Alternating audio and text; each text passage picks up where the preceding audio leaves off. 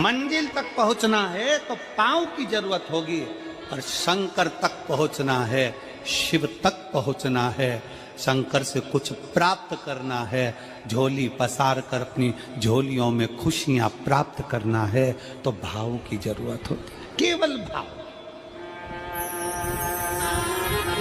अब कितने धनपति हैं, कितने करोड़पति हैं, कितने सत्तापति हैं, कितने वैभवपति हैं, कितना आपके पास में वैभव है, कितना धन है, कितनी संपदा है, वो कोई मायना नहीं रखता। आपका भाव कितना है, शंकर जी के प्रति आपका दिल कितना है, भगवान शंकर के प्रति आपका भाव कितना है, वो देखा जाए। और कभी मौका लगे ना तो एक बार सीहोर कुबेरेश्वर धाम रुद्राक्ष महोत्सव में आकर देखिएगा। हीरे की चूड़ियां पहनने वाली मेरी जीजियां, जिनके घर में 10-10 नौकर काम करते हैं, वो भी कुबेरेश्वर धाम में बर्तन मांजने की सेवा करती हैं, आकर सेवा में लगी रहती हैं, भोजन बनाने की सेवा करती हैं। जिनके घर में 10 नौकर लगे हैं, वो कुबेरेश्वर धाम में आकर बाबा की सेवा में लगती हैं। उनसे पूछो कि तुम क्यों सेवा करती हो, उनसे पूछो कि तुम यहाँ आकर क्यों करती हो सेवा, तो वो कहती हैं हम साल में एक बार बाबा के धाम आते हैं और कुबेरेश्वर बाबा के यहाँ आकर सेवा कर कर जाते हैं। साल भर कुबेर भंडारी इतना देता है कि हमारी सेवा के लिए 10 नौकर लाकर खड़ा कर देता है। ये उसकी कृपा, ये उसकी उदारता, ये उसकी दया। शंकर भगवान ने पूछा कौन सा रूप, तो कि जो मैं बचपन में भजती थी, जो मैं बचपन में भजती थी, जिसको मैंने बचपन में दर्शन किए हैं, छोटा सा शिवलिंग, छोटा सा शिवलिंग, ठीक है, छोटा सा शिवलिंग का रूप शंकर भगवान रखने को तैयार हो, ठीक है। शिवजी ने पूछा कि मुझे उठाएगा कौन। पार्वती जी मुस्कुरा कर कहती हैं, सुनो भोलेनाथ, आप अगर अपने असली स्वरूप में बैठते हो ना, तो दुनिया का कोई तुम्हें तिल भर नहीं हिला सकता, पर जब तुम छोटे से शिवलिंग के स्वरूप में हो जाते हो, तो कोई बच्चा भी तुम्हें गोदी में ले लेता है, क्योंकि वो आपको भोला मानता है, वो आपको भोला मानता है, वो आपको भोला समझता है, सरल सहज।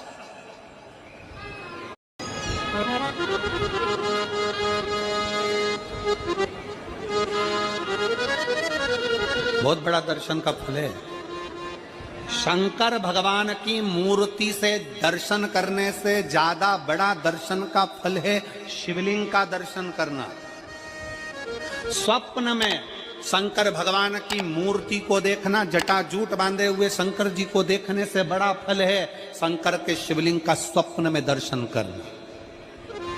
अगर सपने में किसी को शंकर का शिवलिंग दिखता है, सपने में कोई अपने घर से पानी चढ़ाने शंकर को जा रहा है, मैं लोटा भर के जल चढ़ा रही हूं, सपने में दिख रहा।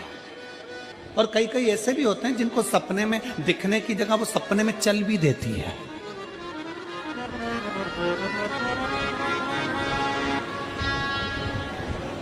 महाराष्ट्र में कथा थी, तो वहां एक पत्र आया था, एक भाई ने लिखा था, मेरी पत्नी से मैं बहुत परेशान हो गया हूं।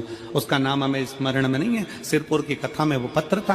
तो उसने लिखा मैं अपनी पत्नी से परेशान हो गया हूं। तो उससे हमने एकांत में बुलाकर पूछा, भाई ऐसा क्या हो गया, बता तू क्या हुआ। उसका फोन नंबर था, उसको फोन लगवाया, पूछा क्यों परेशान हो गया। उसने कहा मेरी पत्नी रात को चिल्लाती है, बोल बम का नारा है बाबा एक सहारा। कभी कभी सपने में बैठकर चिल्लाती रहती है, ऐसे बैठ जाएगी और चिल्लाएगी श्री शिवाय नमस्तुभ्यं, श्री शिवाय नमस्तुभ्यं। और तो और यहाँ तक तो चल जाता है गुरुजी, पर इससे आगे नहीं चल पाता है। हमने पूछा इससे आगे क्या। नींद में रसोई घर में जाना चाहिए, बाजू में बोतल रख के सोती है ना पानी पीने की, वही बाटल उठ के मेरे को शंकर जी समझ के उंडेल देती। दिक्कत आ गई, नजदीक तक, यहां तक भी चल जाएगा कि श्री शिवाय नमस्तुभ्यं जप है, और ये भी चल जाएगा कि बोल बम का नारा है और बाबा है, पर ये नहीं चलेगा कि वो पानी की बोतल ठंड में मेरे ऊपर डाल दे उंडेल दी। ये हमने कहा तू कल अपनी धर्म पत्नी को लेकर आना। उसकी पत्नी आई, आंखों से उसके नीर बह रहा था, जल, आंखों से जल बह रहा था। जैसे आज गाड़ी चलाकर लेकर आने वाले जो भाई थे, अब कमल जी आपने किसको भेजा था हमें नहीं मालूम, जो गाड़ी चलाकर आज लेकर आए थे हमको लेकर, उनकी आंखों में जल भरा हुआ था। वो कह रहे थे जब पहले गुड़ियारी में कथा थी, सबसे आखिरी में बैठकर कथा सुनी थी, एक विनती करी थी बाबा से कि बाबा बस ऐसा कर देना। दूसरी कथा मैंने रायपुर के पास में जब हुई अमलेश्वर में, तब कथा के मध्य में बीच पंडाल में बीच में बैठकर सुनी थी। फिर वहां भी बाबा से एक विनती करी थी, और आज मेरे बाबा ने ऐसी कृपा कर दी कि आपके नजदीक में बैठकर गाड़ी चलाकर यहाँ तक पहुंचा।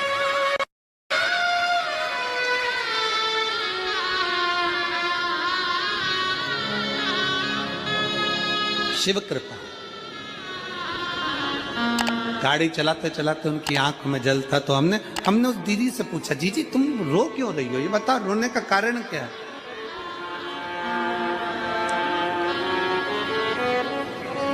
कहने लगी गुरुजी आपका इतनी नजदीक से दर्शन हो गया। हमने कहा जीजी एक बात सुन, आज बड़ी प्रसन्नता से कहते हैं कि किसी गुरु का दर्शन जब होता है तो आंखों से नीर बहता है।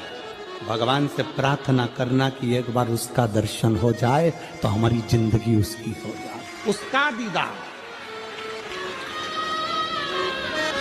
कितनी आतुरता थी मेरे राम जी की। राम जी ने शिवलिंग की स्थापना जब रामेश्वर में करी, उसके पहले राम जी ने हनुमान जी से कहा जाकर कैलाश पे से शिवलिंग लेकर आओ। रामचरितमानस का स्मरण करिएगा, जाओ कैलाश पर से शिवलिंग लेकर आओ, मुझे यहाँ पर पूजन करना है। राम जी ने हनुमान को शिवलिंग लेने भेज दिया। रामेश्वर धाम में राम जी इंतजार कर रहे थे, तभी हनुमान जी तो गए थे शिवलिंग लेने के लिए, और माँ जानकी ने शिवलिंग का निर्माण कर दिया। राम जी ने शिवलिंग का निर्माण कर दिया, जानकी जी ने शिवलिंग का निर्माण कर दिया। मतलब शिव जी को प्राप्त करने के लिए क्षण की भी देरी नहीं करना चाहिए। तुरंत हनुमान जी शिवलिंग लेकर आए, हनुमान जी की आंख में जल। हनुमान जी बोले प्रभु, हनुमान जी बोले नाथ मेरे को शिवलिंग लेने भेजा था और मैं शिवलिंग लेकर आया, उससे पहले आपने रामेश्वर धाम की स्थापना कर दी। अब मेरे शिवलिंग का क्या होगा जो मैं लेकर आया। राम जी मुस्कुराकर बोले, रे हनुमान, शंकर के शिवलिंग के पूजन में तो देरी करना ही नहीं चाहिए। जैसा बन जाए वैसा बना लो, जैसी पूजन हो जाए वैसी कर लो, जैसी आराधना हो जाए वैसी कर लो। तो मेरे शिवलिंग का क्या होगा। राम जी ने कहा चिंता मत करो हनुमान, इस शिवलिंग को मैं ले जाकर स्थापित करता हूँ। एक शिवलिंग हनुमान जी महाराज का स्थापित करा, एक शिवलिंग सीता जी के हाथ का राम जी ने स्थापित करा। जो सीता जी के हाथ का स्थापित करा वो रामेश्वर शिवलिंग हुआ, और जो हनुमान जी के हाथ का स्थापित किया वो हनुमतेश्वर शिवलिंग हुआ, जो आज भी रामेश्वर में विराजमान। भगवान राम जी ने कहा सुनो हनुमान, जो रामेश्वर का दर्शन करने के लिए आएगा, रामेश्वर बाबा पर जल चढ़ाएगा, गंगोत्री से जल लेकर यहाँ पहुंचेगा, और गंगा जल जब वो रामेश्वर भगवान को चढ़ाएगा, रामेश्वर भगवान को चढ़ाया हुआ बड़े भाव से थोड़ा सा जल जब तक वो हनुमतेश्वर को नहीं चढ़ाएगा, तब तक उसके 12 ज्योतिर्लिंग की यात्रा पूर्ण नहीं होगी। हनुमतेश्वर ज्योतिर्लिंग पर भी शिवलिंग का रूप धारण करे शंकर जी विराजमान। भगवान के स्वरूप से बड़ा शिवलिंग, और जितना पूजन का मौका मिल जाए, कोई कह दे ना, हमसे कोई कह दे किसी के यहाँ जाओ और कोई कह दे कि गुरुजी हमारे घर के मंदिर का दर्शन करिए, सबसे बड़ी खुशी हमारे जीवन की। ऐसा लगता है अंदर फुलझड़ियां फूट गई, उसमें भगवान शंकर का दर्शन होगा, उसमें लाडले ठाकुर का दर्शन होगा, उसमें उनकी कुल देवी का दर्शन होगा, उसमें देवता का दर्शन होगा। परिवार से मिलेंगे बाद में, पहले मिलो अंदर विराजमान शिव से। कई बच्चे गले में रुद्राक्ष पहने रहते हैं ना, कई बच्चे, कई बेटियां, कई माताएं अपने गले में रुद्राक्ष पहनी रहती हैं, कई मेरे भाई अपने गले में रुद्राक्ष पहने रहते हैं।